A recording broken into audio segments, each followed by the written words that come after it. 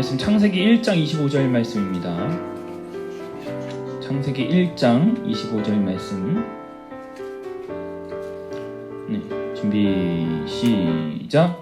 하나님이 땅의 짐승을 그 종류대로 가축을 그 종류대로 땅에 기는 모든 것을 그 종류대로 만드시니 하나님이 보시기에 좋았더라. 아멘. 네, 오늘 이제 창조론 7번째 시간인데, 오늘은 이제 목적이 있습니다라는 그런 제목으로 말씀을 나누기를 원하는데, 우리가 이제 말씀을 어쨌든 최종적으로 지금까지 정리를 하면 우리가 창조론과 진화론의 믿음, 그러니까 이 세계를 이야기한, 그러니까 이 세계의 탄생과 이 세계를 이야기하는 굵직한 두 개의 이야기가 있는데, 하나는 나는 우연으로 존재했다, 이 세상은 우연으로 존재했다라는 이야기와, 하나는 아니다, 신이라는 어떤 분이 이 자신의 그런 어떤 의도와 목적대로 만들었다라는 이 두 가지의 이야기 안에서 우리는 둘 중에 하나를 결정할 수밖에 없어요. 이게 두 가지가 아예 상이하게 다르기 때문에 이쪽 이야기로 갈 것인지 저쪽 이야기로 갈 것인지, 이제 두 가지의 이야기가 지금 싸움을 하고 있는 거거든요. 충돌을 하고 있는 상황 가운데서 우리가 진화론의 이야기에 빠져들어서 살게 되면 어떠한 그러한 어려움이 있는지에 대해서 살펴봤고, 오늘은 이제 창조론에 대해서 이제 이야기를 하려고 하는데, 결과적으로 우리가 이 진화론의 이야기든 창조론의 이야기든 어떠한 이야기 안에 내가 들어가서 살기로 결정했으면 그 전체의 시나리오를 신뢰할 줄 아는 믿음이 사실 필요하거든요. 그러니까 우리가 이제 어떻게 보면은 이제 하나님이 예를 들어 이제 위대한 드라마의 작가시라면 우리는 뭔가 단역 배우 같이 되겠죠.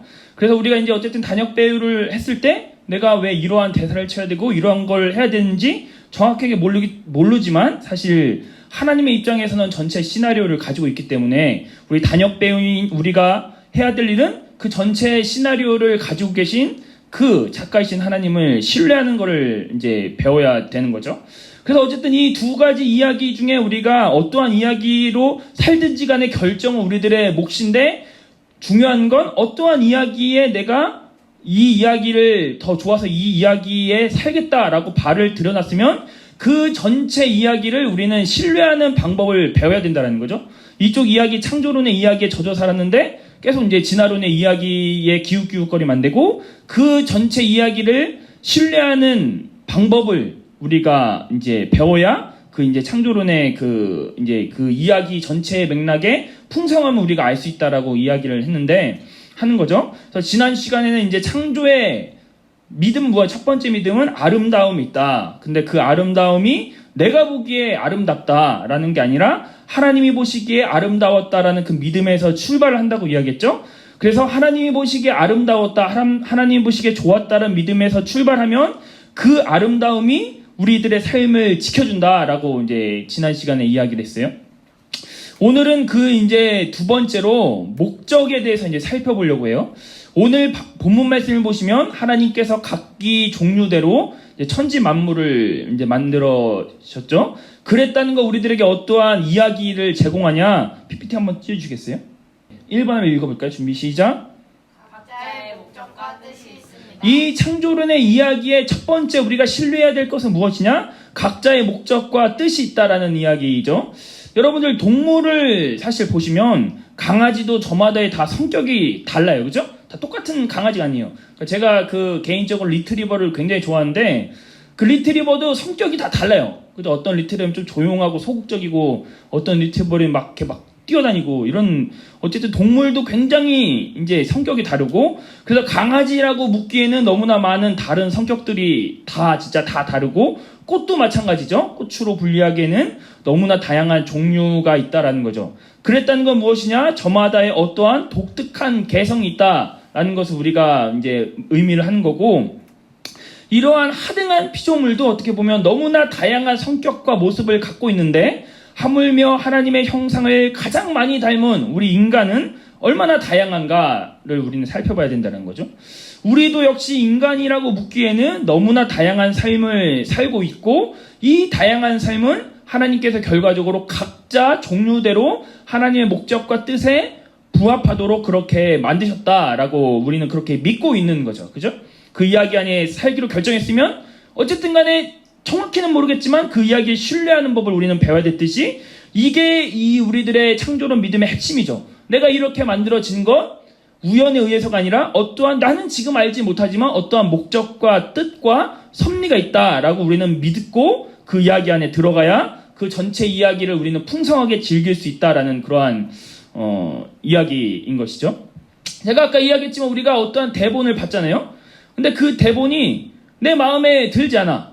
근데 저 사람의 대본이 마음에 들어. 그렇게 기웃기웃거리고 있으면 굉장히 불행한 인생이 된다라는 거죠. 어쨌든 간에 이 하나님께서 각자의 개성과 매력과 뭐 여러 가지 종합적으로 판단했을 때, 아, 이 사람에게는 이 배역이 정말 맞겠다라고 해서 그 배역을 줬으면 그 작가이신 하나님을 신뢰하며 그 배역에 충실히 사는 거죠. 그래서 전체 이야기 속에서 나는 이러한 위치였구나라는 것을 이제 경험을 하기 위해선 어쨌든 내가 이렇게 만들어지고 뭐 이렇게 살아지는 것은 하나님의 어떠한 알 수 없지만 어떠한 특별한 목적과 뜻이 있다라는 그런 믿음을 우리는 갖고 그 이야기 안에 뛰어들어야 된다라는 거죠. 그리고 그 하나님께서 지으신 것은 이제 천편일률적으로 공장에서 마치 인형 찍듯이 그렇게 만든 게 아니다라는 거죠. 하나님께서 마치 정말 한 명 한 명 이제 그런 손수 이제 이렇게 수공업으로 손수 이렇게 만드셨다라는 그러한 이야기인 것이죠. 그랬다는 건 무엇이냐? 하나님께서 통틀어서 그냥 인류를 사랑하시는 것이 아니라 한 명 한 명씩 개개인적으로 빚으셨기 때문에 우리 각자 개별적인 피조물들에게 무한한 사랑을 가지고 있다라는 것을 우리는 믿어야만 된다라는 것이죠. 그리고 두 번째로 손수 빚으셨기 때문에 개별적인 목적이 있다라는 이야기죠. 우리가 공장에서 찍어내는 것 같은 거 뭐 보세요. 예를 들어 옷이나 기성품이나 이런 것들은 사실 이제 공장에서 찍어냈기 때문에 물론 옷도 이러한 뭐 특수한 목적들이 있지만 사실 이것이 찢어지면은 그냥 다른 옷을 사면 돼요. 하지만 하나님께서 만드신 것은 개별적으로 다 손수 만드셨기 때문에 이게 찢어지면 이제 마음이 굉장히 아픈 거죠. 예를 들어서 이제 이제 요즘에 어른들이 이제 특히 남자들 같은 경우 건담을 좋아하잖아요. 저는 뭐 그렇게 조립하는 거 안 좋아하는데 이 어쨌든 손수 본인이 이게 건담을 이렇게 조립해서 이렇게 다 만들잖아요. 뭐 예를 들어 수천 개 만들잖아요. 근데 그 수천 개 중에서 하나가 만약에 부러지잖아요. 그러면은 뭐 다른 거 많은데 뭐 이렇게 하지 않고 굉장히 마음을 아파하면서 그렇게 한다라는 이야기죠. 그래서 옛날에 그 김구라가 엄청 물매를 맞았잖아요. 그 누구죠? 그 어떤 연예인이 그 도라에몽 좋아하는 애. 아니요, 도라에몽 말고 허지웅이었나? 아니, 허지웅 아니었는데 KCM이었나? 뭐 건담 프라다를 막 다 갖고 왔어요. 근데 이제 김구라가 만져보다가 떨어뜨려서 부러졌단 말이에요. 근데 부러졌는데 이제 막 KCM인가 누가 막 이렇게 좌절하고 있는데 김구라가 뭐 어때 뭐 그거 갖고 뭐 내가 사줄게 막 이러다가 네티즌한테 엄청 욕을 먹었어요. 막 그래서 이제 그 다음 방송에 사과하고 어쨌든 그랬는데 이제 그렇다라는 거죠. 우리들 만신창이 됐어. 얘 버리고 다른 애 이제 하면 되지 뭐 이것이 아니라 개별적으로 손수 만드셨기 때문에 그 한 명이 찢어지고 삶이 낙담되어지고 삶이 좌절하면 하나님도 하면서 마음이 아파하는 그러한 것을 이제 갖고 계신다라는 이야기죠. 그렇다면 다시 본론으로 돌아가서 우리가 창조론의 믿음을 우리가 받아들인다면 창조론의 이야기 안에서 내가 살기로 결정했다면 그렇다면 우리들의 삶의 의미와 목적은 어디서부터 출발을 해야 될까라는 이야기죠. 당연히 나를 만드신 하나님께로부터 출발해야 된다라는 거예요. 따라서 그분께 내 삶을 끊임없이 물어보면서 나는 어디로 향해야 되는지, 나는 왜 이렇게 만드셨는지에 대해서 진지하게 물어봄으로써 출발을 해야 된다라는 게 창조론의 이 오늘 본문의 핵심 포인트다라는 이야기죠. 그런데 여러분, 우리들에게 실질적으로 애석한 게 있어요. 여러분들도 알다시피 이론적으로는 그래요. 하나님께서 우리를 지금 뭐 처음 듣는 이야기 아니잖아요. 개별적으로 다 만드셨고 하나님께서 개별적인 뭐 목적과 뜻이 있다라는 이론은 알지만 실제 우리들의 삶에서 그 이론이 잘 와닿지 않는 거죠. 하나님께 수차례 물어보라. 그래서 우리가 뭐 하나님께 뭐 기도하십시오. 그럼 하나님이 뭐 보여주시고 음성을 들려주시고 이런다. 이렇게 우리는 알고 있기 때문에 끊임없이 하나님께 물어보며 내 삶은 어디로 가야 되네요. 내 삶의 목적은 무엇인가요? 끊임없이 물어보지만 그런데 굉장히 애석한 건 하나님이 시원하게 가르쳐주지 않는다라는 것이죠. 우리가 현실적으로 그래요. 뭔가 애매하게 보여주는 거예요. 그래서 제가 창조론을 마무리하면서 요셉 이야기에 대해서 사실 이야기를 하려고 하거든요. 왜냐하면 요셉 이야기는 하나님이라는 말이 등장하지 않지만 요셉 전체 이야기에서 하나님의 스토리로 사실 꽉 차 있는 굉장히 역설적인 이야기를 하거든요. 그래서 요셉과 에스더 같은 것을 우리는 섭리라는 그런 신학을 해요. 뭐냐? 하나님이 보이지 않지만, 하나님이 전면에 등장하지 않지만 그의 인생 전체가 하나님의 다스림 안에 있고 하나님의 충만한 역사하심에 있기 때문에 섭리란 하나님이 보이지 않지만 하나님이 일하고 계신 그런 보이지 않는 손 같은 것이죠. 그래서 이제 요셉 이야기를 제가 이제 끌고 오면서 마지막에 이제 창조론의 그 마무리하면서 요셉의 삶에 대해서 어쨌든 살펴보려고 하는데, 간단하게 이야기하면 이거예요. 요셉에게 하나님께서 꿈을 주셨어요. 그런데 그 꿈이 사실 굉장히 애매합니다. 그죠? 형들이 진짜 뭐 실제 와서 절하는 꿈이 아니니까, 실제 껐을 때 자신이 미래에 뭐 그 총리가 되어가지고 진짜 형들이 절하는 꿈이 아니라 그 별들과 뭐 해, 달 이런 것들이 막 나한테 절하더라라는 굉장히 모호하고 애매한 꿈을 하나님이 주신 거죠. 아예 만약에 처음부터 요셉아 너는 총리가 될 사람이다. 좀만 견뎌라. 너 20대 때는 노예살이를 할 거야. 그리고 30대 때 꽃을 피울 거니까 10년만 참아. 이렇게 이야기했다면 아마 요셉이 살면서 조금 편하지 않았을까? 조금 그래도 이제 마음을 추스르지 않았을까라는 싶은 거죠. 그런데 굉장히 애매하고 모호하게 주시고, 그리고 요셉은 그 꿈에 의지해서 결과적으로 본인의 삶을 살아만 내야 되는 과제가 있다라는 그러한 이야기죠. 여러분, 왜 이렇게 하나님께서 어렵게 일하실까 생각해 보신 적 있으신가요? 제가 오늘 이 본문을 묵상하다가 한 가지 딱 그 영화가 한 편 떠올랐어요. PPT 넘겨주시겠어요? 혹시 남자가 사랑할 때라는 영화 안 보셨겠죠, 다들? 봤어요. 봤어요? 이거 굉장히 오래된 영화로 알고 있는데, 이 남자가 사랑할 때라는 영화가 무엇이냐? 주인공 이 한태일이라는 사람은 사채업자거든요. 그리고 이제 주호정은 이제 아픈 아버지 병원비를 쓰기 위해서 이제 한태일의 사채를 갖다 씁니다. 그래서 이제 한태일의 돈을 다 갖다 쓰고 계속 안 갚으니까 그 후에 한태일이 그 돈을 받기 위해 주호정을 찾아가죠. 그러다가 주호정에게 첫눈에 반합니다. 한태일은 주호정에게 이렇게 이야기해요. 야, 내가 빚을 다 탕감해 줄게. 그런데 이제 한 30개 정도 이렇게 그 달력처럼 만들어 놓거든요. 이 한 번 데이트할 때마다 빚을 조금씩 차감시켜 줄게 해서 30일을 네가 다 채우면 내가 빚을 다 탕감시켜 줄게 라고 이야기를 해서 주호정은 그 빚을 갚기 위해서 정말 억지로 데이트를 합니다. 여러분, 나중에 어떻게 될까요? 그죠? 주호정이라는 이 여자가 이 남자애를 이제 좋아하게 된다라는 거죠. 여러분, 만약 한태일이 한눈에 보고 반했을 때, 한눈에 그 빚을 본 그날 내가 당신에게 반했기 때문에 전체 빚을 갚아주겠습니다 라고 이야기했다면 주호정이 과연 자신을 좋아할 수 있었을까요? 아니요, 좋아하지 않았다라는 거죠. 한태일이 조금씩 빚을 탕감해줬기 때문에 주호정이 어쩔 수 없이 만나다 보니까 좋아하게 됐다라는 그러한 이야기예요. 이 영화를 보면 하나님도 이러한 전략일 수 있겠구나라는 생각이 들어요. 여러분, 우리가 신앙을 가집니다. 그리고 하나님께 내 삶의 목적을 물어봐요.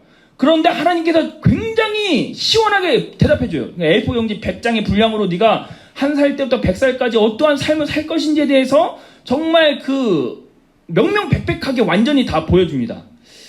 여러분, 그러면 우리들의 삶에서 과연 내가 절실히 기도할 수 있을까요? 그리고 하나님 만나기를 우리는 사모할까요? 그렇지 않다라는 것이죠. 여러분, 내 인생의 정답을 알아버리잖아요. 그러면 더 이상 정답을 풀이하는 해답지는 필요가 없는 것이죠. 정답을 알았는데 뭐하러 정답을 풀이한 풀이집이 뭐하러 필요합니까? 정답을 알았는데. 그렇기 때문에 정답을 몰라야 끊임없이 해답지를 보면서 이 정답이 무엇일까? 이것을 끊임없이 고민하며 해답지를 보면서 문제를 풀었을 때 이것이 내 것이 되는 거지. 하나님께서 정답만 알려주시면 반드시 우리는 그냥 2 더하기는 4 이런 것처럼 그렇게 해답지가 필요가 없는 거죠. 정답을 알았기 때문에. 그렇기 때문에 하나님께서 왜 우리들의 삶에 시원하게 대답하지 않은가? 왜 요셉을 꿈을 꾸게 해서 굉장히 모호하고 애매한 꿈 안에 들어가게 했을까? 그것을 우리가 생각해 봤을 때 그래야 우리들의 인생의 갈피를 몰라서 헤매일 때 이 절실히 기도하게 되는 것이죠. 절실히 하나님 만나기를 사모하게 되는 거예요. 내 인생에 갈피를 모르기 때문에 우리가 사실 기도하지, 뻔한 명명백백하게 내가 저 길로 가야 된다라는 것을 우리가 안다면 그때부터 사실 별로 하나님을 의지하는 필요가 없다라는 그러한 이야기죠. 우리가 하나님이 조금씩 한 걸음 한 걸음 나아가면서 조금씩 풀어주셔야, 그래야 우리가 하나님을 의지하고 하나님을 사모할 수 있는 거예요. 이 영화 남자를 사랑할 때라는 영화처럼 조금씩 빛을 창감해주고 조금씩 보여줘야 그 하나님을 신뢰하면서 우리는 갈 수 있기 때문에, 그래서 하나님이 가장 하나님께서 원하시는 거는 우리와 충만한 교제잖아요. 네가 내 안에, 내가 너 안에 라는 충만한 교제인데, 그것을 하기 위해서 하나님께서 마치 조금씩 풀어주시면서 내가 나를 신뢰하게끔 그렇게 하나님께서 여기신다라는 이야기죠. 여러분, 다윗이 이러한 이야기를 해요. 그 주님의 말씀은 내 발의 빛이요 라고 이야기를 하죠.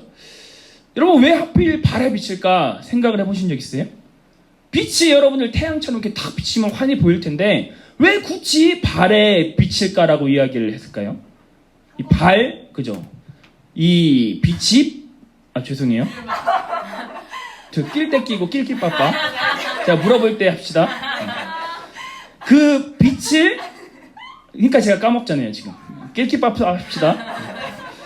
그 발등에 빛이 있어야 그 발 주변만 우리는 이제 비추고, 결과적으로 한 걸음 한 걸음 갈 때 그 빛을 우리는 신뢰할 수 있기 때문에 하나님께서 우리들의 삶의 목적과 뜻을 전부 다 태어날 때부터 알려주시지 않고 정말 조금씩 풀어준다라는 그러한 이야기인 것입니다. 이 부분에 대해서 우리가 요셉 이야기할 때 조금 자세히 살펴보기로 하고, 다시 오늘의 본론으로 돌아간다면 한번 PPT 넘겨주시겠어요? 자, 두 번째는 무엇이냐? 우리들의 삶의 목적은, 그럼 최종적인 목적은 무엇인가? 그것은 당연히 나를 만드신 창조주의 기쁨이 되는 게 우리들의 삶의 최종적인 목적이다라는 거죠. 내가 무엇을 하든지 간에, 어떠한 일들을 하든지 간에 결과적으로 내가 있는 그 자리 가운데서 하나님의 기쁨이 되는 게 하나님의 삶의 목적이다라는 그러한 이야기예요. 우리는 사실 나중에 이야기하겠지만 직업과 비전을 굉장히 헷갈려 합니다. 하나님 내 뜻을 보여주십시오, 내가 가야 될 길을 알려주십시오라고 이야기했을 때 거의 100에 90은 직업입니다. 내가 뭐 하고 먹고, 사실 쉽게 말하면 내가 뭐 먹고 살아야 될지 알려주십시오 라는 이야기죠. 그런데 사실 하나님의 뜻은 직업이 아니라 하나님의 뜻은 어떠한 사람이 되느냐라는 거예요. 그러니까 무슨 말이냐? 내가 예를 들어 교사예요. 내 꿈이, 직업이 교사입니다. 그래서 내가 이제 교사를 해요. 근데 하나님의 꿈은 교사가 아니라 네가 어떤 교사가 될 것인가라는 사람에 초점 맞춘 거예요. 직업이 아니라. 그러니까 내가 목사가 될 건데 그 목사가 하나님의 꿈이 아니라 하나님이 나를 향한 꿈은 네가 어떤 목사가 될 것인가. 네가 사업가라면 너는 어떠한 사업가가 될래? 라는 그 사람의 초점을 맞춘다라는 그러한 이야기예요. 그리고 이 삶의 목적은 무엇이냐? 여러 가지 직업이 다양할 수 있겠고 여러 가지 삶의 방법도 다양하지만 결과적으로 나를 통해서 하나님의 기쁨을 받으시고 하나님의 영광을 받으시는 게 하나님의 우리들의 삶의 최종 목적이다라는 이야기죠. 여러분, 제가 이제 들고 있는 이 마이크, 여러분, 마이크의 존재의 목적은 무엇인가요? 그죠? 결국 이 사람에게 유익하고 사람에게 기쁨이 되기 위해서 그렇게 만들어졌다라는 거죠. 그런데 여러분, 이 마이크의 둔탁한 부분을 가지고 사람을 때리게 되면 결과적으로 마이크는 고장이 나게 되고 마이크의 삶은 괴로워지기 시작한다라는 이야기예요. 그죠? 이게 웃긴 거 아닌데 이거 괜히 웃긴가요 이게? 아씨, 당황스럽네 이게. 세상 사람들은 어쨌든 이 진화론의 이야기를 살기로 결정한 사람들은 이 부분을 싫어해요. 왜냐하면 창조론의 이야기 안에서 살게 되려면 어떻게 되냐 하면 하나님께서 지으신 목적과 뜻에 부합하도록 살아야 되는데 이것이 그들의 입장에서 굉장히 불쾌한 거죠. 당신이 뭔데 나에게 삶의 목적과 의미를 부여하느냐. 나는 내가 원하는 삶, 내가 원하는 뜻대로 살겠다라고 사실 많이 여긴다라는 이야기죠. 여러분 토이스토리 4 보셨나요? 4 보시면 이제 아주 적나라하게 우리 현대 문화를 정확히 이야기했어요. 토이스토리 3까지는 무엇이냐? 사람이, 주인이 인형을 택했어요. 그래서 인형의 입장에서는 피동적인 삶이었어요. 주인에게 의지하는 삶을 살았어야 돼요. 그리고 주인에게 기쁨이 되기 위해서 인형들이 노력을 합니다. 근데 토이스토리 4는 바뀌었어요. 인형이 주인을 선택할 권리가 있는 겁니다. 그래서 결과적으로 우디가 어떻게 하나요? 주인한테 가지 않고 그냥 나는 나의 삶을 살리라 하면서 결과적으로 주인과 결별을 선언을 하죠. 이것과 마찬가지로 이것이 우리들의 사실 현대 문화다라는 거죠.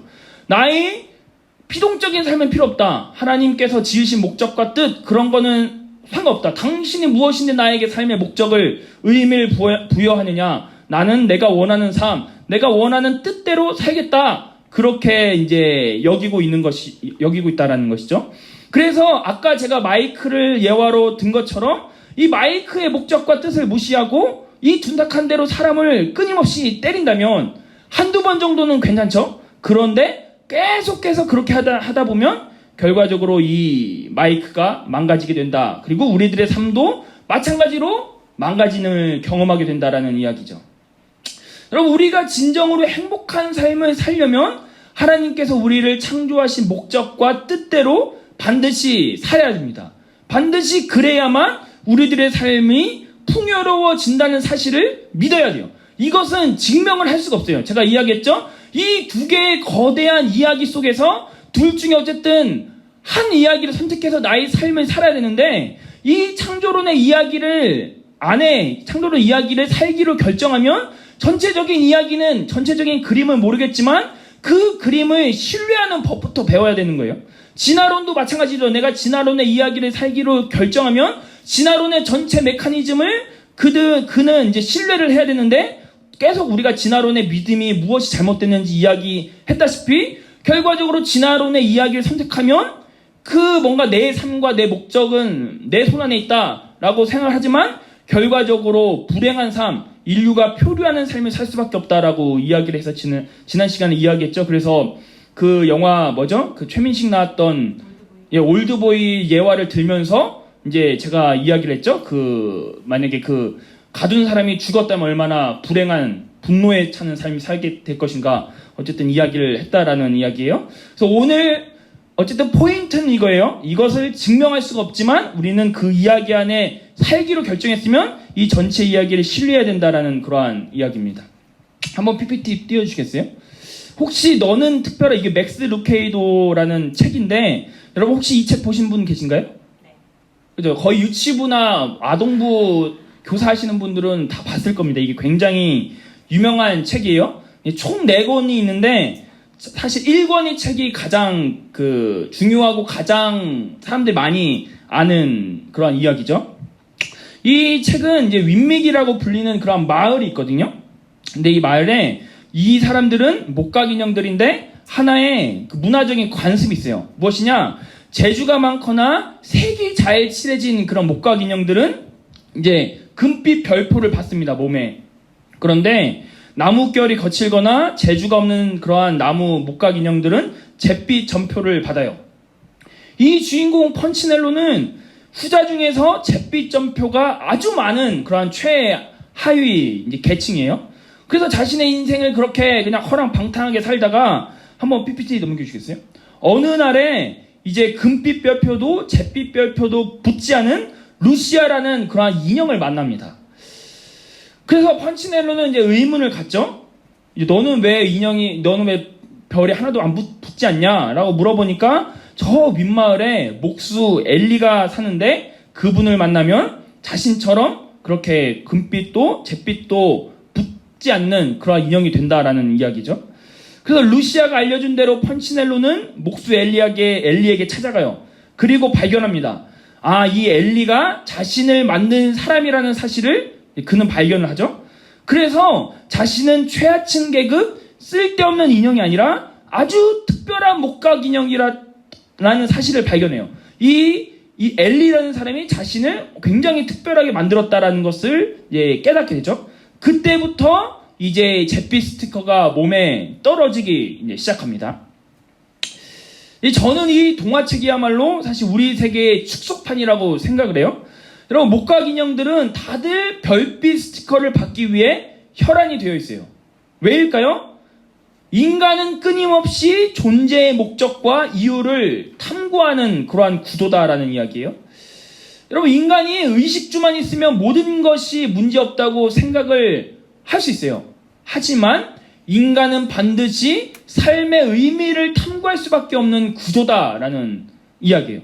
왜냐하면 하나님께서 삶의 의미를 탐구하라고, 그리고 삶의 의미를 탐구하면서 자기 자신을 찾으라는 DNA를 우리 속에 심어주셨기 때문에 우리는 아무리 풍요롭고 우리는 아무리 밥을 삼시세끼 따뜻하게 먹어도 분명히 삶의 의미와 목적을 탐구할 수밖에 없는 그러한 구조다라는 그러한 이야기인 것입니다. 그런데 인간이 자기 스스로 존재의 목적과 이유를 탐구하면 어떻게 되나요? 그러니까 진화론의 세계로 살기로 만약에 결정을 했어요. 그러면 반드시 인간은 등 따시고 배부르면 나는 왜 태어났나? 나는 뭐하고 살아야 되나라는 존재의 목적과 이유를 탐구해야 되는데, 진화론의 세계에서 살기로 결정하면 그 자신의 존재 목적과 이유를 어디서 발견할 수 있을까요? 옆 사람에서 발견할 수 있습니다. 내가 저 사람보다 더 가치 있으면 되는 겁니다. 그러면 내 삶이 의미가 있는 것이죠. 이것이 바로 진화론적인 믿음이에요. 그러니까 자연 선택을 받으려면 내가 우등함을 끊임없이 증명해야 되는 삶을 살아야 된다라는 그러한 것이죠. 따라서 인간은 옆에 있는 사람을 보며 끊임없이 비교함으로써 자신의 가치를 증명을 해야 됩니다. 이 마찬가지로 어려운 사람을 진화론 세계 이야기 사는 사람들도 어려운 사람들을 도와줘요. 근데 그 어려운 사람들을 도와주는 것은 무엇이냐? 그 내면에 내가 저 사람보다 우월하기 때문에 내가 적선을 해준다, 내가 선의를 한다 라는 그러한 인간이 가지고 있는 그러한 교만함부터 이제 출발한다라는 이야기인 것이죠. 정말 이 사람이 긍휼히 여기기 때문에 불쌍해서 이거라기보다는 이제 이 사람을 도와줌으로써 내 자신의 만족함을 누리는, 이 사람을 도와줌으로써 내가 우등하다는 사실을 깨닫는 그러한 어떻게 보면 환이거든요. 그죠? 그래서 이 진화론의 믿음은 어쨌든 끊임없이 다른 사람과 비교하면서 내 존재의 목적을 찾아야 되는 게 진화론의 이유다, 목적이다라는 것이죠. 따라서 인간 옆에 있는 사람을 보며 끊임없이 비교함으로써 자신의 존재 가치를 증명해야 되고 거기서 내 삶의 목적을 발견해야 된다라는 것 자체가 우리들의 삶의 평안과 행복을 발견할 수 없다라는 그러한 이야기입니다. 여러분 PPT 한번 넘겨주시겠어요? 여러분 이 고인돌 아시죠? 그 고인돌 어떻게 만드시는지 아세요 혹시? 일단 사람들이, 남자들이 다 막 모든 부족 사람들이 다 모아가지고 돌을 2개를 일단 이렇게 세워요. 그리고 모래를 엄청 쌉니다. 이 2개의 모래를 엄청 해가지고 이 2개의 이 바위가 묻힐 정도로 이렇게 크게 만들어요. 그 다음에 돌 하나를 위에 열심히 해가지고 이렇게 어차피 언덕이 됐으니까 하나를 이렇게 해서 이렇게 세웁니다. 그리고 흙을 파요. 그럼 고인돌이 돼요. 굉장히 엄청난 시간이 소요하겠죠? 여러분 그런데 이 고인돌 왜 지었는지 아세요? 무덤이라고 보통 생각을 하죠? 옛날에는 그렇게 생각했어요. 그런데 학자들에 의하면, 인류학을 연구하는 요즘 학자들에 의하면 이 고인돌을 왜 만들었냐? 남자가 많다는 것을 증명하고 싶기 때문이죠. 무슨 말이냐? 다른 부족이 공격을 하러 가요. 그럼 고인돌의 크기를 봅니다. 고인돌이 엄청 크면 어떻게 돼요? 얘네들은 남자가 많은가 보다. 쫄게 되는 거죠. 그러니까 이 부족의 입장에서 어떻게 해야 되나요? 크면 클수록 좋은 겁니다. 그래서 무리해서라도 큰 고인돌을 하기 위해서 굉장히 혈안이 되었다라는 이야기죠. 자, 여러분 그런데 보세요. 고인돌이 얼마나 쓰잘데기 없나요, 사실. 굉장히 쓸데없는 일입니다. 그죠? 그 힘을 이거 했다고 뭔가 돈이 떨어지는 것도 아니고 어찌 보면 굉장히 비소모적이고 아무런 가치가 없지만 그럼에도 불구하고 이 고인돌을 최대한 위험 있게, 최대한 무리해서 크게 만들기 시작했다라는 이야기죠. 여러분 역사적으로 봤을 때 금이 왜 발달됐을까요? 생각해 보신 적 있어요? 우리는 식량만 있으면 삽니다. 근데 왜 귀부치와 목걸이와 금, 뭐 이런 것들이 발달했을까요? 과시.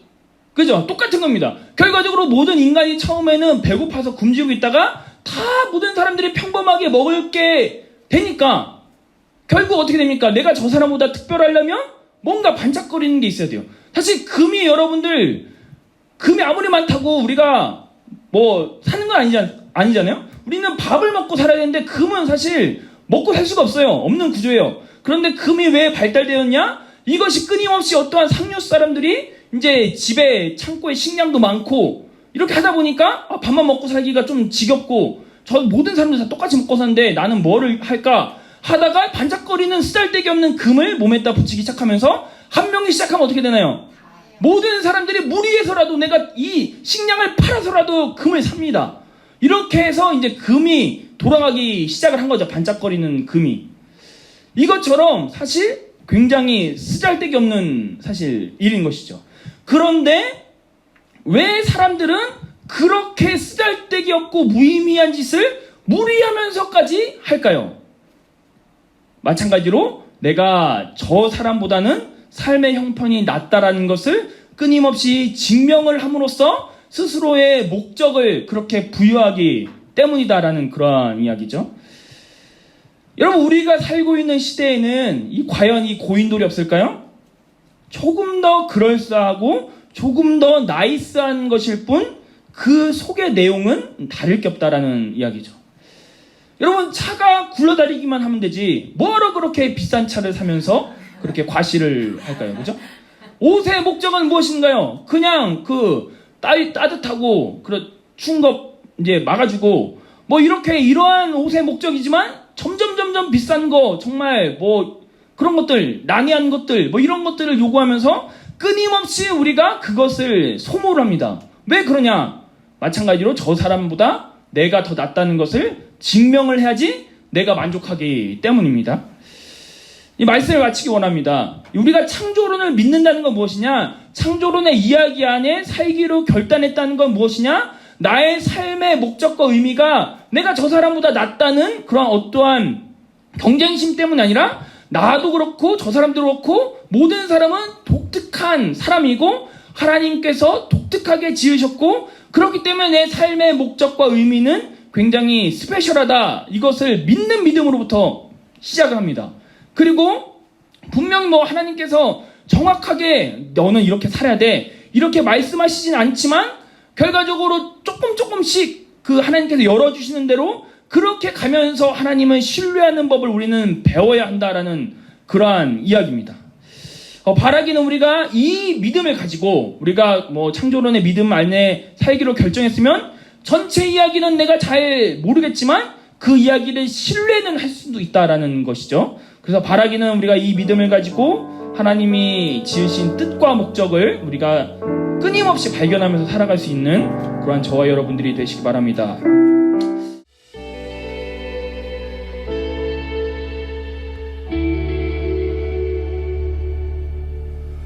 이 땅을 지으신 주님이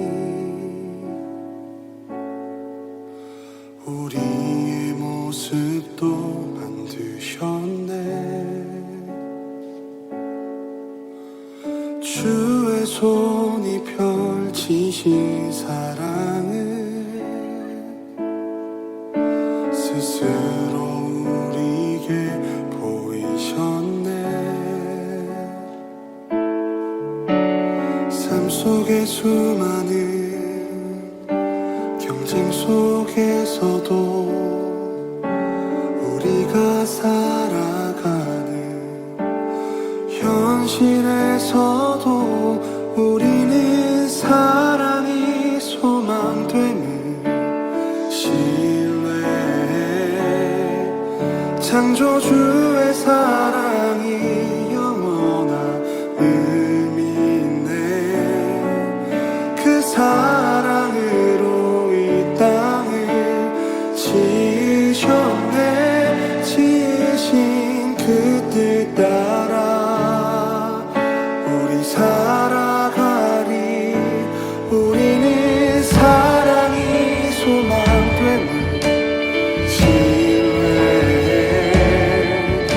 창조주